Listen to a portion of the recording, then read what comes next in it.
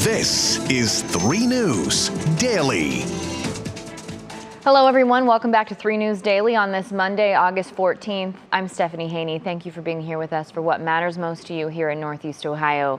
And we start today with the verdict in the Mackenzie Shirilla murder trial.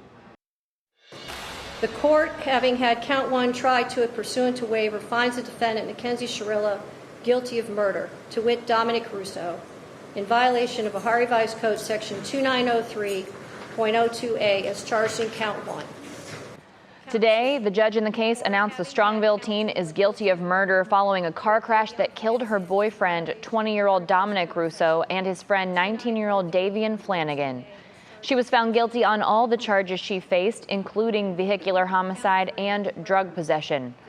Prosecutors say Shirilla was driving her Toyota Camry around 100 miles per hour when they say she purposely crashed into a building.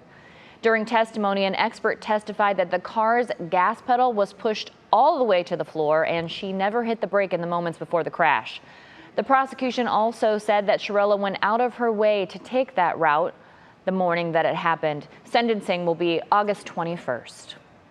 Now, the loss we're seeing from the devastating wildfires in Maui, Hawaii, have reached unprecedented levels in modern U.S. history. The Maui police chief confirmed at least 93 people are now dead, which is more deaths from a single fire event than we've seen in the U.S. in over 100 years.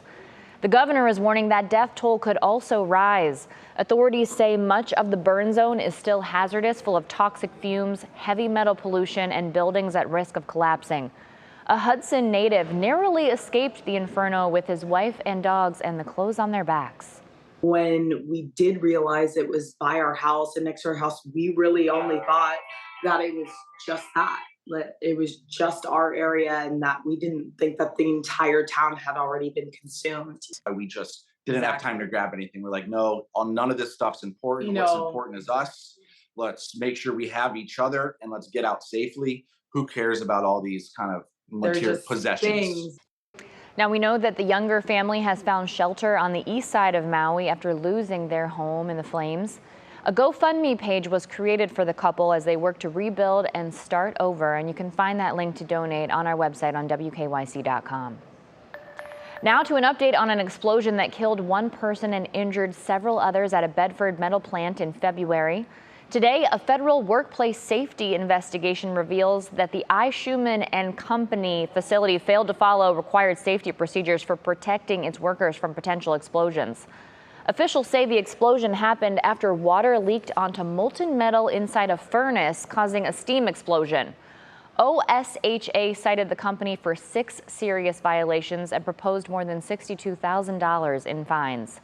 The metal plant remains closed at this time. And a security scare at Cleveland Hopkins International Airport shut down the airport for hours yesterday morning. The airport confirmed someone was found on the inside of the fence line just after 6 a.m. on Sunday. Airport security immediately took the woman into custody and put all flights on hold to check everything for safety. Flights got going again a little after 8 a.m. and now officials are looking into how the person got inside the fence. In Geauga County, 5 people are recovering after 2 boats capsized on the Cuyahoga River. The Chardon Fire Department was called in to help, and 2 adults and 3 kids were pulled from the water just off of Rapid Road in Troy Township. Everybody is expected to be okay, thankfully.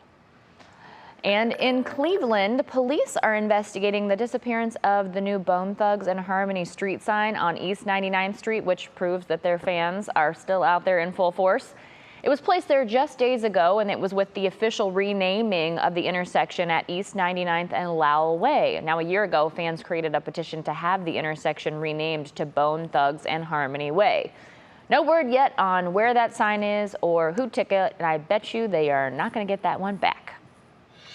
Now, the 124th annual Feast of the Assumption in Little Italy was in full swing yesterday. The Catholic Street Festival gives Clevelanders a chance to enjoy delicious food from all of Little Italy's signature restaurants.